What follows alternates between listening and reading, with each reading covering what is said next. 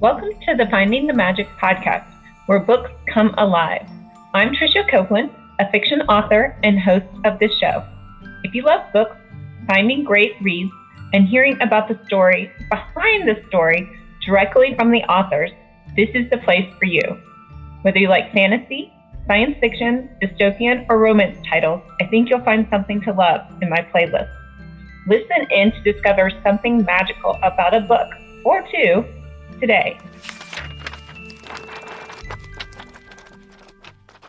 Welcome, Rick. Hi, nice to be here. Today we have Rick with us, Rick Partlow. He is a sci-fi, military sci-fi, and a space opera author with over 85 books published. I mean, wow. How do you do that many in, you're 40 or something? Like you've been writing since you were 0 years old? I wish I was 40. I am 59. Oh, okay. Well, you've held up very well. Some doctors might disagree. Oh.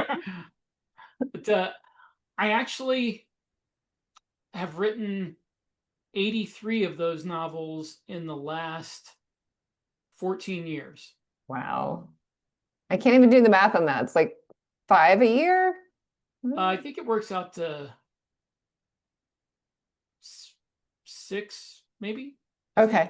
That's why I write books, because I can't do math. So, Yeah, me too. The older I get, the harder it is to do math in my head. Definitely. Okay. So I'm super excited to talk about, you have multiple series, but I think we're thinking to focus on your Drop Trooper series. You have a release coming out in Barnes & Noble, I heard. So Yes, today, October 21st, as we record, it is out at Barnes & Noble. And I had my first ever book signing last week at the Barnes & Noble in Jordan Landing, Utah. Very cool. That's exciting. I just had one in September and it was a lot of fun. Now I want to email all the Barnes & Noble near me and say, can I come to your store? Yeah, I've thought about trying to get one started in Billings, but the good thing about the one in Jordan Landing was it was me and 2 other authors. So we're more assured of having people come in, or at least one of us. And right, bigger audience there. We can bask in the shared glory. Yeah, definitely a high volume volume Barnes & Noble is a good thing, right? Yeah. We'll jump in and talk about the series, the characters, the world. What are we going to experience? Okay, well, the world of Drop Trooper, which Contact Front is the first of 16 novels.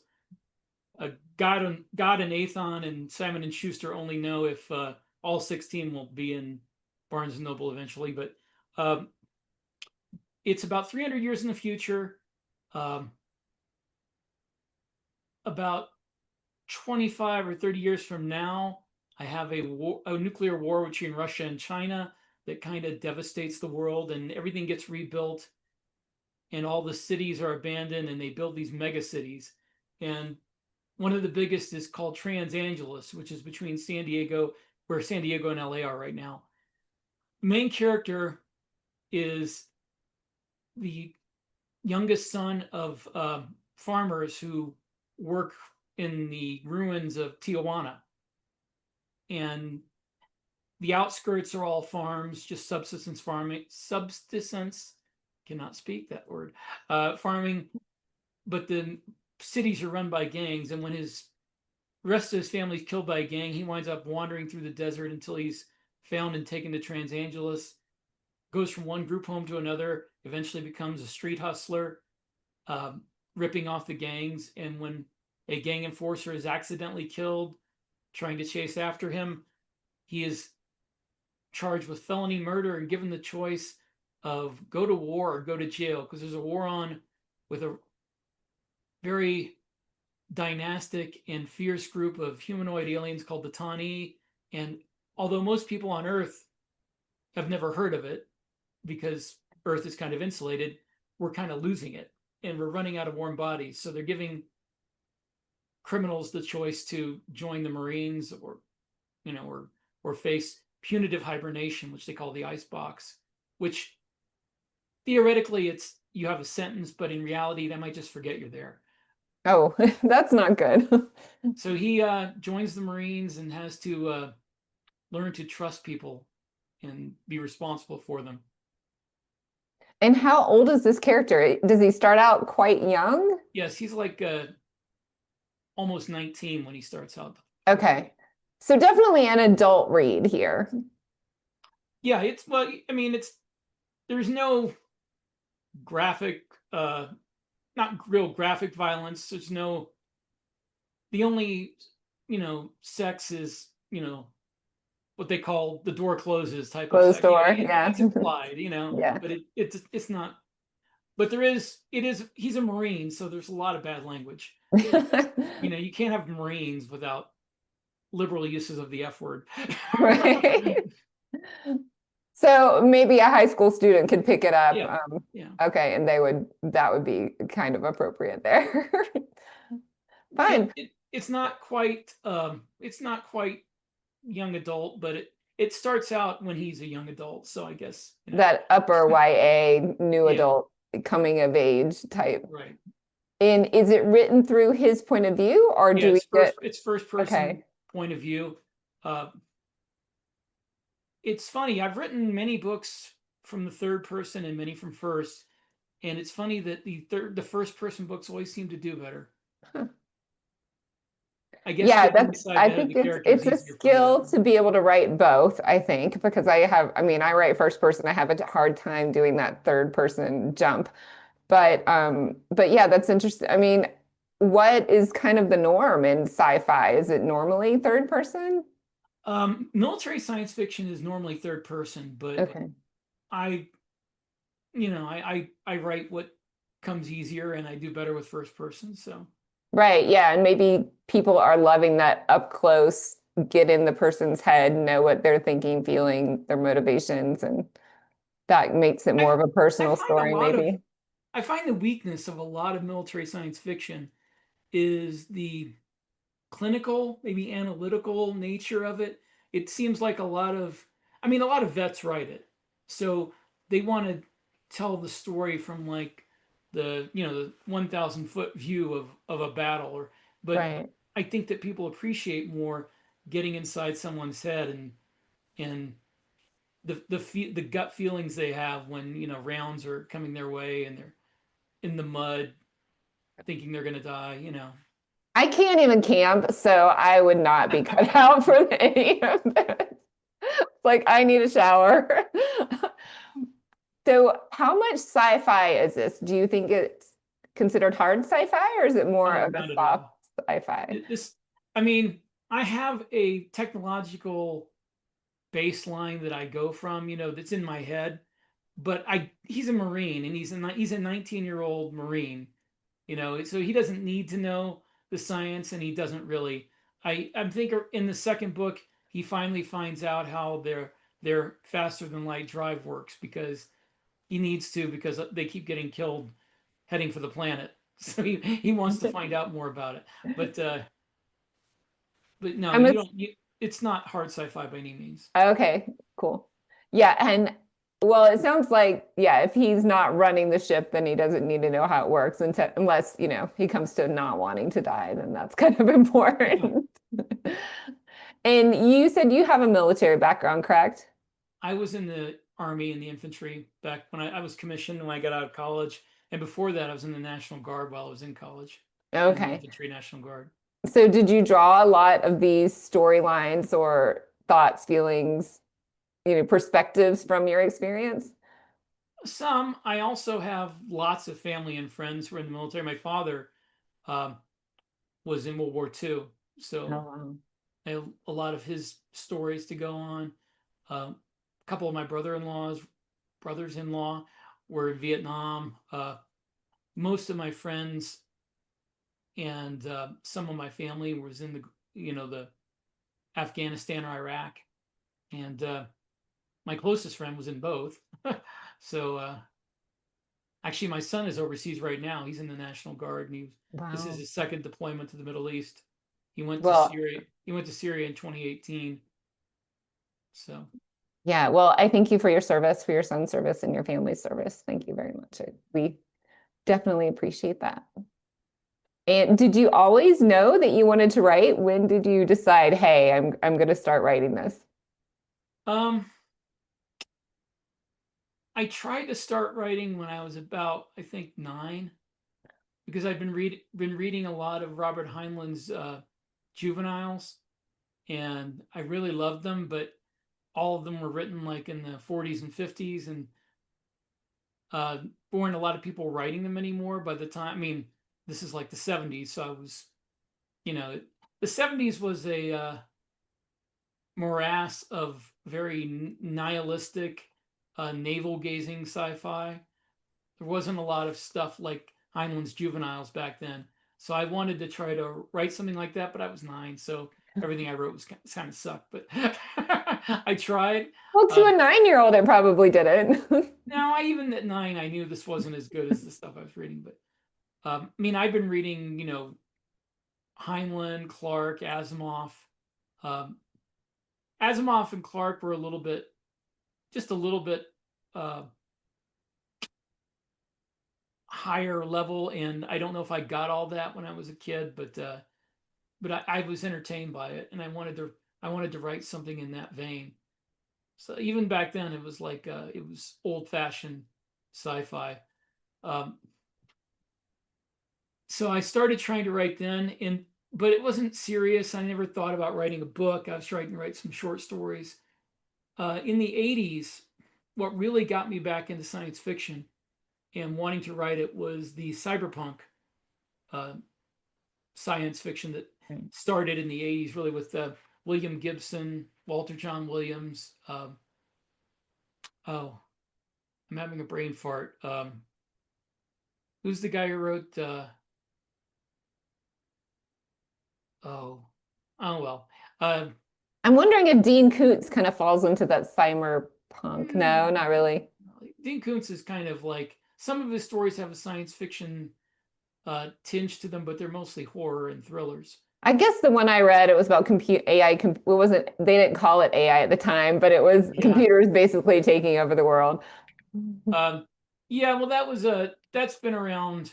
Neil Stephenson is the guy I was trying to think of. Sorry. Okay. That's been around, since like Colossus, the Forbin Project, the whole idea of computers taking over the world. And it by the time he wrote that, I'm sure it had become like a horror trope. And I mean, it's still a science fiction and horror trope. I've always thought it was unrealistic, because if you actually had a thinking computer, people make the mistake of assuming it would think like a human being, but really it would be totally different. And I doubt it would have any interest in ruling humans. I think the most likely scenario, if we actually come up with a thinking sapient computer, is that it wouldn't want to talk to us, won't have anything to do with us. It's like, you're weird, and I have nothing in common with you. Yeah, I don't understand why you're mad or glad or happy or sad or any of those things. But back to military sci-fi. Sorry, we were going down the wrong lane there. But I digress. So what was the first book or series that you wrote? The first book I wrote was actually when I was 16. I wrote a very ham-handed and bad, what they called back then men's adventure, like Mac Bolan and the Survivalists and all that stuff. I was reading that in the 80s, so I wrote one like that with a bunch of mercenaries and CIA agents and all that stuff, and it was horrible.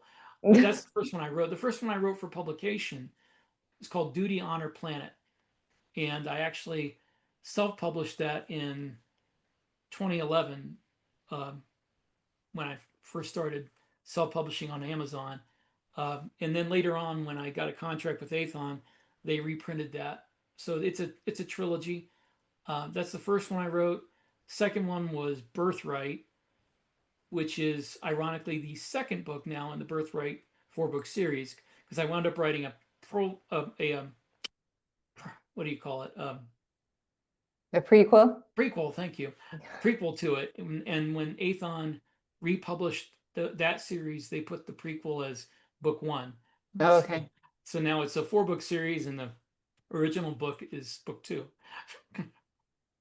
So what book number are you on Drop Trooper? You're on 16 now, right? It's finished at 16. Oh, okay. It's finished at 16. And how does that work in the series? Is it like continuing like It's four in books, time four or? book story arcs.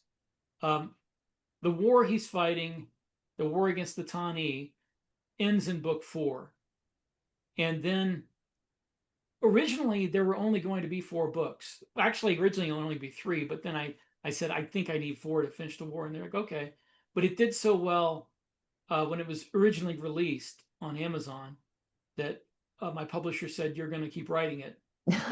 So I kept Come up writing with it. some new storyline, right? Please. Yeah, so I wrote another story arc between books 5 and 8, and then another between 9 and 12, and then 12 and 16 was the final one.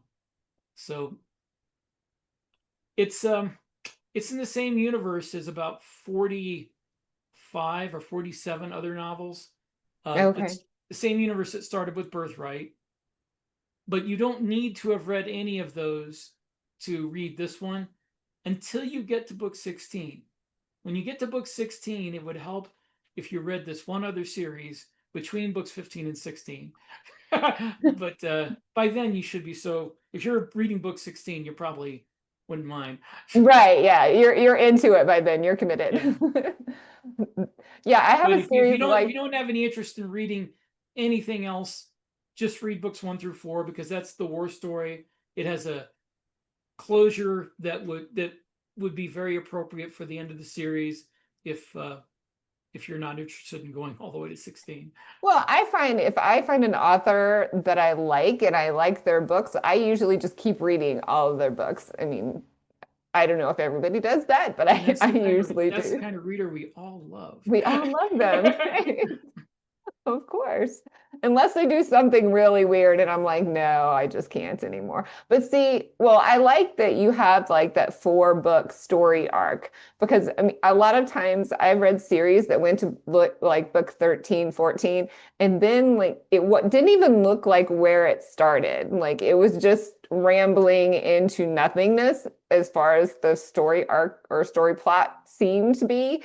And I didn't like that. Like I was like, well, this has nothing to do with the first book. I want some, I mean, if it's just like a series, like kind of urban fantasy, they're catching the next bad guy or supernatural, that's fine. I mean, that's what that is, right? But if you like start somewhere with some major problem and some unknown antagonist or some antagonist, like I want to see what happens to the antagonist. I don't want to be like flung out into the universe. I can pretty much count on one hand the number of series that I've read past, say, 6 books. At some point, either they take it off in a new direction that I don't like, or I just kind of lose interest, because I have to admit, I don't like writing more than 6 books in a series, because this is like the kind of thing that you get when you're a writer in fiction, but you feel for your characters and you're like, how long does their suffering go on? Can't they just rest? Right. No, I feel the same way. Like I had to stop because I was like, I have to give this person a happily ever after. I could never go back to them because I've made too many bad things to happen. So in like the second arc and the third arc and the fourth arc of the series, is it a different main character? Or are we still No, seeing it's the same main character. Same main character. So you put him through 16 books still. And the problem you run into is that eventually when you're telling a war story, people have to die. So eventually you're going to run out of people close to him that he cares about that die. So that's when that's the time to end it. You have to end it before that, so you don't strip everything away from him. But well, okay, just please tell me you left him with one person at least. Okay, that makes me happy. His love interest from book 1 is with him all the way through book 16. Aw, that's sweet. Okay, so you do have a little bit of a love plot there, a romantic plot. It is not romance. I make that clear when I talk about it. No, I didn't say romance. I know, but I mean, it's not that the book is not romance, but their relationship is not what you would consider like fiction romance, like, you know, the meet cute, the misunderstand, that none of that happens. It's all just a straight relationship, like a realistic one that real people would have, you know. Okay.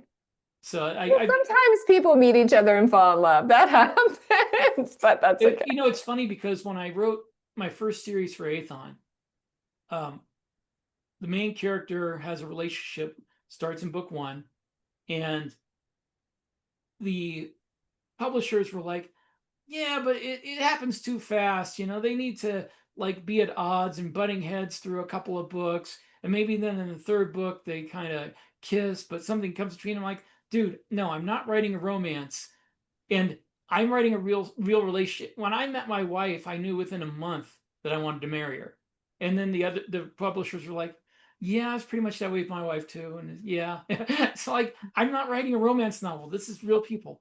Yeah, and especially if you're writing sci-fi and military sci-fi, I mean, Yeah. you could have like a subplot of that relationship and have them have that relationship, but you don't need drama in that relationship No. because you're going to be taking away from the main plot of your story, right? Because that's not what your story is about. So sometimes in my space opera, which is less gritty, I will have will they, won't they situations, but it's space opera, you know, it's like Star Wars type deal. It's not like a military story where you're trying to make at least the military parts of it seem real, even if the science fiction doesn't. Right. Yeah, I think you're on point for that with the people that want to read those books, right? So you have to stay true to your genre. Not that So space opera isn't fun. I enjoy no, space opera. yeah, space opera is great. So talk to me. The other one that caught my eye is Archangel or Archangel. I don't know if Archangel, it's yeah. Archangel. Archangel is the story. It's a separate universe entirely. It's a story of a retired commando, like a special operator in the military of the coalition government, who finds out well after his retirement that he was fighting on the wrong side in the war, and that the war was orchestrated by people on his side who were like in military intelligence and their equivalent of the CIA, and also this corporate monopolistic organization called the Consortium. It was done to keep control of this, basically a slave race of genetically engineered species that can operate and work on planets that are hostile to humans. And they were created to help terraform planets faster, because Earth had been rendered uninhabitable in a war with AI, actually, which I know the story of that also may not be what he thinks it is. He just heard the history, but it doesn't mean it's real.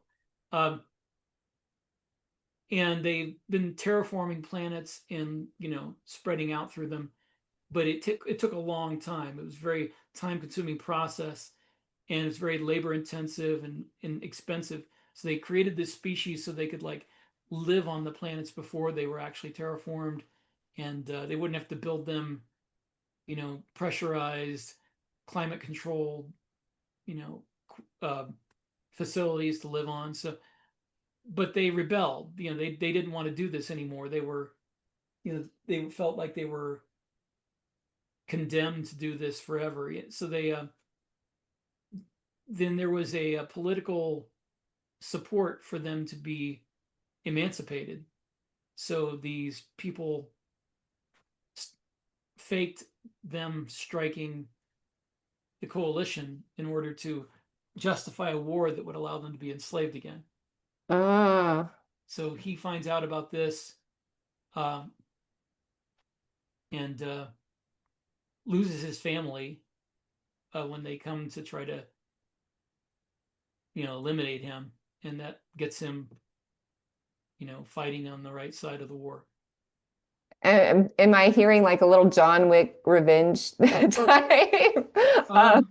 Yeah, I mean, there is that, and there's also the fact that he has a computer built into his brain called the neurosynth that allows him to be I forget the exact term I use for it, but they call it the machine. In combat, it takes control of his body. Okay. And it also allows him to learn things that he, by absorbing memories that are recorded and then just squirt into his brain. But what he finds out is that can also leave him with false memories of his own life. So he finds out that some of his memories may not be real, which leads him to, doubt his past and doubt what has happened to him. And that is a big part of the first two books, is him trying to figure out what reality is and what was the lie. Wow. And how many books are in that series? There's 4 right now. I am working on the 5th currently. That one sounds really intriguing. And is he the Archangel? Is the main character that Archangel? Archangel was the name of the commando unit that he was in. Oh, They okay. were called the Archangels, and they all had code names like based on Archangel. So his real name is Brent Parthett, but he was called Michael. Okay. And his best friend was Castiel, and then there was another guy that was Raphael. That was like part of the top secret part of it, because nobody's supposed to know the real names. Right. Naming conventions. Yeah. Neat. Yeah, that would I base my witch books off the Archangels, so that kind of like caught my interest, but obviously not really related to what you were talking about, but that's okay. Well, thank you so much, Rick, for being here and talking about some of your books. Maybe next time you can come back and talk about a different series. And also, thank you for being here right after your surgery and trekking through with the brain fog, probably. Oh, I'm okay. It's just mostly discomfort and the inability to use my right hand to do all the stuff you do with the right hand. Like Yes. eat and brush your teeth and write. Yes, that would be inhibitory. Well, thank you. I'm very thankful to my wife for taking dictation while I look over her shoulder at the laptop, because that's the only way I can dictate. That's a big job. Yes, definitely thank her for us too. Tell everyone where we can find you and your books. Okay, the easiest place to find me is go on Amazon.com, look up the author page for Rick Partlow. I am the only Rick Partlow who writes science fiction on Amazon, so that comes in very handy. That's going to list all the books that are available. All but a couple are available as audiobooks as well. So if you like audiobooks, they're all there. Except for I think there's 3 out of 83 that aren't available yet, and 2 of them will be. I have, like I said, about half and half military science fiction and space opera. And I have a little something for everybody, I think. There's lighthearted stuff. There's, grim military science fiction. There's spy thrillers with science fiction spy thrillers.